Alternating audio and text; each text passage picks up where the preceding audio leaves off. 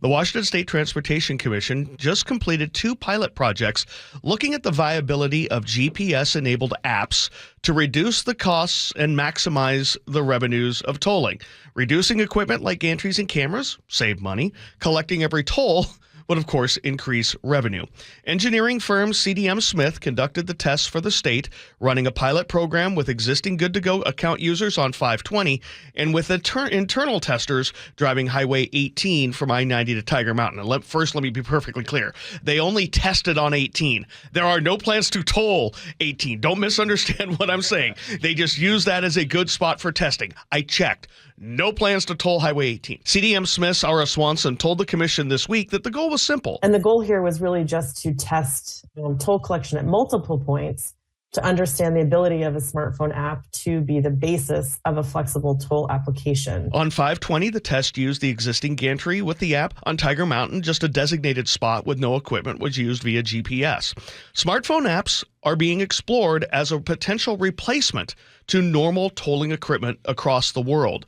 But these 2 pilots and other studies suggest that the technology just isn't there yet. CDM Smith Vice President Travis Dunn with the results. This was not a surprise, but we found that we can conclude that smartphone tolling can complement but not replace today's roadside technologies for existing toll points. And that's because it's not a complete solution by itself. Because Dunn says the smartphone app has a very serious Achilles heel. We can't rely on customers to reliably carry their smartphone paired to their vehicle for every trip. The phone's going to go in other vehicles from time to time, or the vehicle will go without a phone at all from time to time. So there needs to be other mechanisms that work in conjunction with a smartphone tolling app. So don't expect this as a replacement anytime soon, but the commission voted to forward the results to the legislature and see if it wants to conduct more studies, which I'm assuming it will do.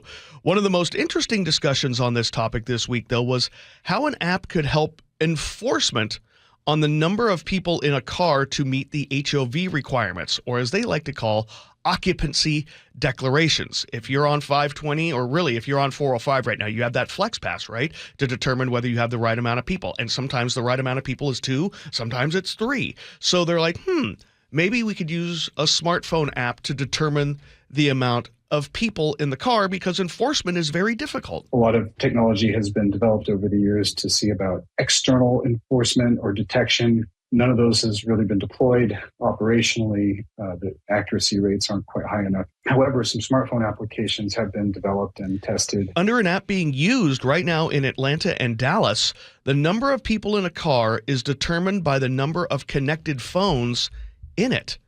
Of course, I could just have my phone in 2 burners if I really wanted to cheat, but that's the way they do it. And say, maybe my kid doesn't have a phone. Well, they could have a linked account, and they could count that as a second person in the car. So they're using it based on the technology in the car. Nationally, the leakage or lost toll revenue because of bad plates, bad sensors, plate covers, cheating is about 5%. So what do you think?